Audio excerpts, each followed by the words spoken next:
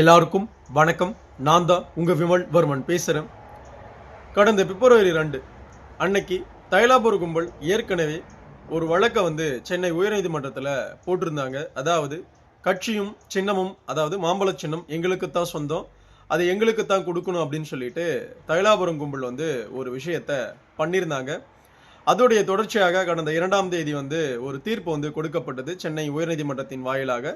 என்ன தீர்ப்பு அப்படின்னா, அவங்க சில விஷயங்கள் கேட்டிருக்கிறாங்க தைலாபுரம் கும்பல். அதனால விரைவில் 2 வாரங்களுக்குள்ள தேர்தல் ஆணையம் இதற்கான பதிலை கொடுக்கணும். ஏன்னா தேர்தல் ஆணையத்தின் மீது தான் தைலாபுரம் கும்பல் இந்த வழக்கை போட்டிருந்தாங்க. அதோடைய பிம்பமாகத்தான் தேர்தல் ஆணையம் பதில் கொடுக்கணும் அப்படின்ற ஒரு விஷயத்த கேட்டிருந்தாங்க. அந்த விளைவோடைய சம்பந்தமாக நேற்று டெல்லி உயர்நீதிமன்றத்தில் தேர்தல் ஆணையத்தின் சார்பாக ஒரு மனு பார்த்தீங்கன்னா கொடுக்கப்பட்டிருக்கு. அதாவது வழக்கு போடப்பட்டிருக்கு. என்ன அப்படின்னா, நீங்க கேட்டிருக்கிற கேள்விக்கான பதிலை அந்த வழக்கில் பெரும்பகுதியாக கிடையாது. அதனால அந்த வழக்கில் என்ன மாதிரியான உண்மைத்தன்மை இருக்கு அப்படின்றத சென்னை உயர்நீதிமன்றம் மறு ஆய்வை செய்து பிறகு எங்களை நோக்கி கேள்வி எழுப்பணும் அப்படின்னு சொல்லிட்டு ஒரு விஷயத்தை தேர்தல் ஆணையம் நேற்று டெல்லி உயர்நீதிமன்றத்தில் வழக்காக கொடுத்துருக்காங்க.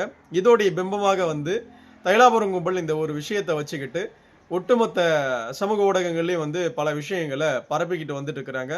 அந்த விஷயம் என்ன, யாருக்கு சின்னம் போகும், உண்மையாகவே அன்புமணி அவருடைய தரப்புக்கு மாம்பழ சின்னம் வராதா, கட்சி அப்படின்றது ராமதாஸ் அவர்களுக்கு தான் போகுமா, சின்னமும் அவருக்கு தான் போகுமா அப்படின்ற அனைத்து கோணங்கள்ல இருந்தும் நாம நம் மக்களுக்கு, குறிப்பா பாட்டாளி மக்கள் கட்சியை சார்ந்தவர்களுக்கு பதில் கொடுக்க தான் வந்திருக்கேன். ஏன்னா கடந்த 2ஆம் தேதியே பல சொந்தங்கள் இந்த சென்னை உயர் நீதிமன்றத்தோடைய இந்த தீர்ப்பை வச்சுக்கிட்டு நிறைய பேர் ஃபோன் பண்ணி விமல் என்னாச்சுன்னு கேட்டாங்க.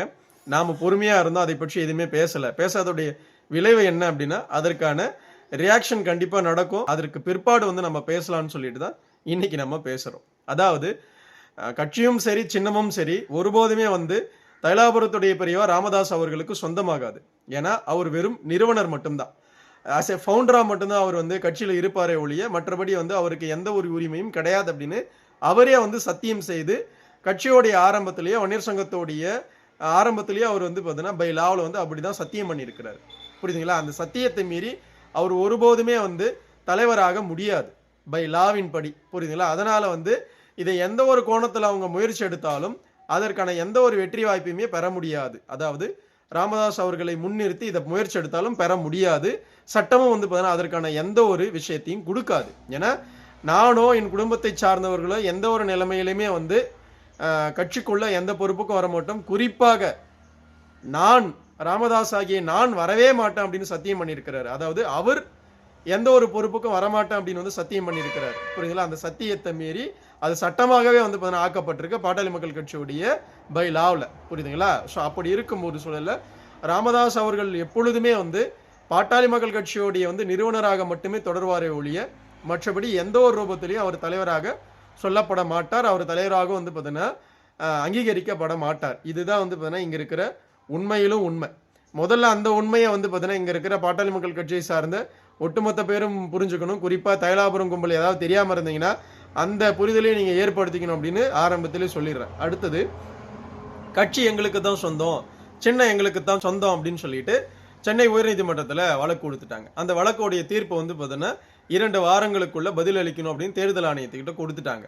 தேர்தல் ஆணையம் நேற்று பார்த்தீங்கன்னா டெல்லி உயர்நீதிமன்றத்தில் அவங்களுடைய தரப்புல இருந்து ஒரு பதிலை சொல்லிட்டாங்க. அதாவது நீங்க அந்த மனுவையும் அந்த வழக்கையும் மறு விசாரணை பண்ணணும். மறு விசாரணை பண்ணி அவங்க கொடுத்திருக்கிற தகவல்கள் எல்லாம் உண்மையா பொய்யான்னு பார்த்தீங்கன்னா நீங்க ஆராய்ந்து பிறகு பார்த்தீங்கன்னா எங்ககிட்ட நீங்க பதில் கேட்கணும் அப்படின்னு சொல்லிட்டு டெல்லி உயர்நீதிமன்றத்தில் அவங்க பதில் கொடுத்துட்டாங்க. புரியுதுங்களா? ஒரு வழக்கம் தாக்கல் பண்ணிட்டாங்க. அதோடைய பிம்பமா என்ன ஆகும் அப்படின்னா, அங்கிருந்து சென்னை ஹைகோர்ட்க்கு பார்த்தீங்கன்னா அந்த டைரக்ஷன் வரும். சென்னை ஹைகோர்ட் பார்த்தீங்கன்னா மீண்டும் அந்த மறுபரிசீலனை பண்ணுவாங்க. தைலாபுரம் கும்பல் கொடுத்திருக்கிற விஷயம் உண்மையா பொய்யா அப்படின்னு பார்த்தீங்கன்னா மறுபடியும் பார்ப்பாங்க. அப்படி பொய்யாகும் பட்சத்தில் பொய் தான். ஏன்னா எப்பொழுதுமே தைலாபுரத்துடைய பெரியவர் ராமதாஸ் அவர்கள் நிறுவனராக மட்டுமே தொடர்வாய் ஒழிய அவர் தலைவராக மாட்டார். அப்படி இருக்கும் ஒரு சூழல்ல அவர் ஒருபோதுமே தலைவராக அங்கீகரிக்கப்பட மாட்டார். ஸோ அப்போ இவங்க தொடர்ந்து இருக்கிற வழக்குன்றது பார்த்தீங்கன்னா பொய் வழக்கா மாறும்.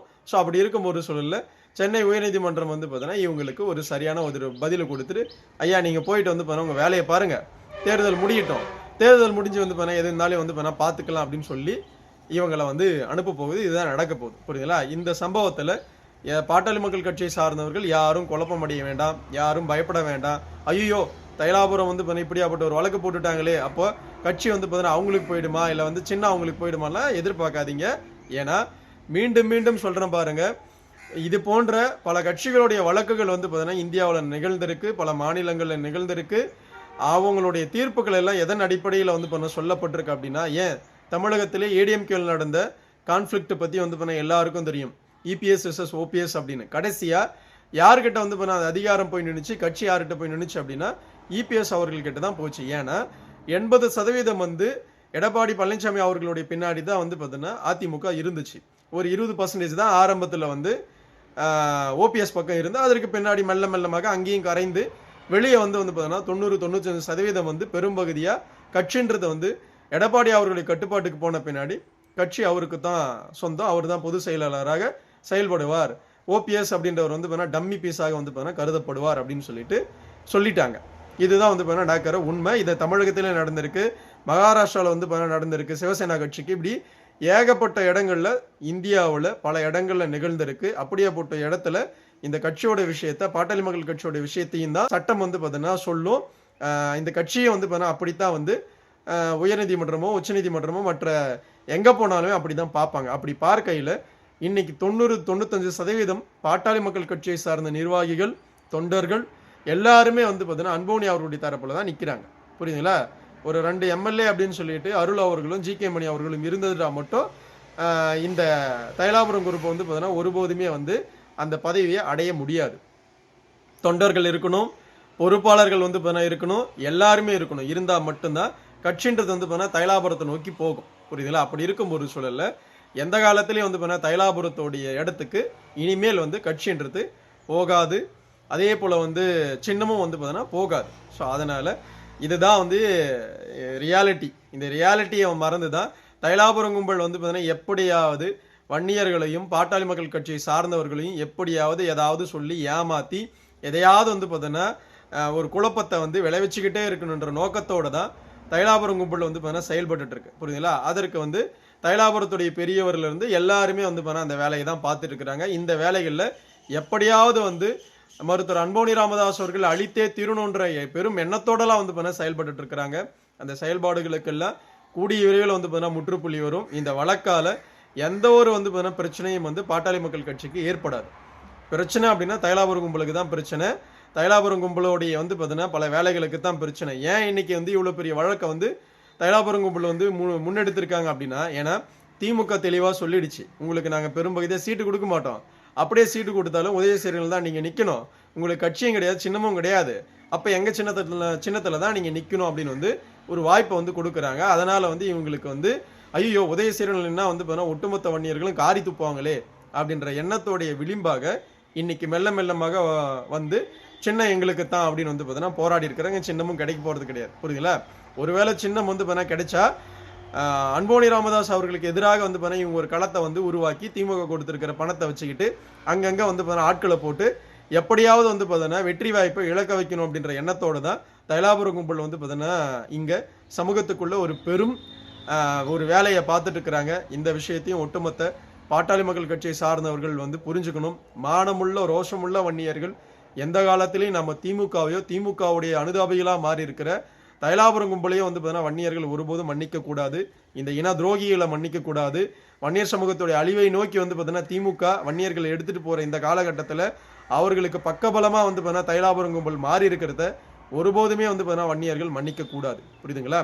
குறிப்பாக ஜி.கே. மணியும் அருளும் வந்து பார்த்தீங்கன்னா ஒட்டுமொத்த பாட்டாளி மக்கள் கட்சியையும் வந்து பார்த்தீங்கன்னா வன்னியகுல சத்திரிய சமூகத்துடைய அடுத்த தலைமுறையும் குட்டி சேவரா மாத்திட்டாங்க. அதற்கு மிகப்பெரிய காரணமாக தைலாபுரத்துடைய பெரியவரும் வந்து பார்த்தீங்கன்னா கூட நின்றுட்டு இருக்கிறாரு. அதற்கு பின்பாடு வந்து அவங்க மகளும் பேரன்களும் அப்புறம் இன்னொரு அம்மையார் இருக்கிறாங்க சுசிலா அப்படின்னு சொல்லிட்டு இவங்க எல்லாருமே சேர்ந்து வந்து பார்த்தீங்கன்னா வன்னியர்களுடைய அடுத்த தலைமுறையுடைய தலைவராக இருக்கிற அன்போனி அவர்களை மட்டும் அழிக்கிற சிந்தனை மட்டும் கிடையாது, ஒட்டுமொத்த வன்னியர்களையுமே வந்து பார்த்தீங்கன்னா அழிக்கணுன்ற பெரும் சிந்தனையோடு வந்து பார்த்தீங்கன்னா செயல்பட்டு இருக்கிறாங்க. அதை ஒட்டுமொத்த பாட்டாளி மக்கள் கட்சியை சார்ந்தவர்களும் புரிஞ்சுக்கணும். இதையெல்லாம் தாண்டி இந்த வழக்கால எந்த ஒரு வந்து பார்த்தீங்கன்னா மாற்றம் நிகழ போகிறது கிடையாது. கட்சின்றது அன்போனி அவர்கள்கிட்ட தான் இருக்குது, சின்னன்றதும் அவர்கிட்ட தான் இருக்குது, அவர்கிட்ட தான் இருக்கும். புரியுதுங்களா? அதனால் யாரும் எந்த சங்கடமும் பட வேண்டாம், எந்த ஒரு குழப்பமும் வந்து பார்த்தீங்கன்னா அடைய வேண்டாம் அப்படின்னு அன்போடு வந்து ஒட்டுமொத்த வன்னியகுல சத்திரிய சொந்தங்களுக்கும் விமல்வர்மன் சொல்லிக்க கடமைப்பட்டிருக்கேன். நன்றி, வணக்கம். வாழ்க வளர்க வன்னிய பெருங்குளம், வாழ்க வளர்க வன்னியகுல சத்திரிய சமூகத்தின் பண்பாடும் கலாச்சாரமும் வரலாறும் மற்றும் வன்னியகுல சத்திரிய சமூகத்துடைய சத்திரிய தர்மமும் மேலங்கொட்டு. அடுத்த ஒரு நல்ல காணொலியில் உங்களை நான் சந்திக்கிறேன். உன்னுடைய பேர் சுத்தமான பள்ளி